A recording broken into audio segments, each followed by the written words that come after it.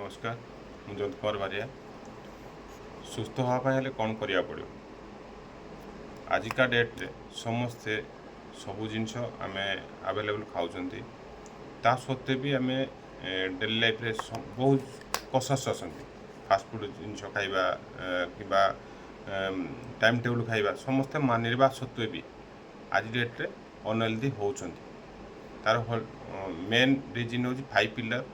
ସବୁଦିନେ healthy life ରହିବା ପାଇଁ ହେଲେ 5ଟା ପିଲର୍ ମାନିବାକୁ ପଡ଼ିବ, ଯାହାକି ଏକ୍ସରସାଇଜ୍, ତା ସହିତ ୱାଟର୍, ବ୍ରେକଫାଷ୍ଟ, ସ୍ଲିପ୍, ତା ସହିତ ସପ୍ଲିମେଣ୍ଟ କଲେ ଡେଲି ଲାଇଫ୍ରେ ଆମ ବଡ଼ି ପାଇଁ ନିଡ୍ ଯାହା ଦରକାର। ହାର୍ଟ ଅଛି, ଲଙ୍ଗସ୍ ଅଛି, କିଡ଼ନୀ ଅଛି, ପାନକ୍ରିଆ ଅଛି, ଏଭ୍ରିଥିଙ୍ଗ, ସ୍କିନ୍ ଅଛି, ଯାହା ବି ଆମର ଅର୍ଗାନ ଅଛି, ସେଲ୍ ଅଛି, ତା ପାଇଁ ଖାଦ୍ୟ ଦରକାର।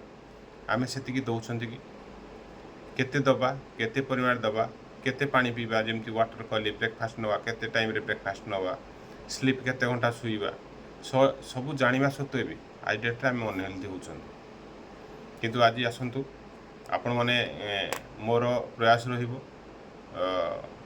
ମୋର କେମିତି ସମସ୍ତେ ସୁସ୍ଥ ରହିବା, ହାପି ରହିବା, ଖୁସି ରହିବା। ଆପଣମାନେ ଯଦି ଚାହୁଁଛନ୍ତି ତାହେଲେ ଆମର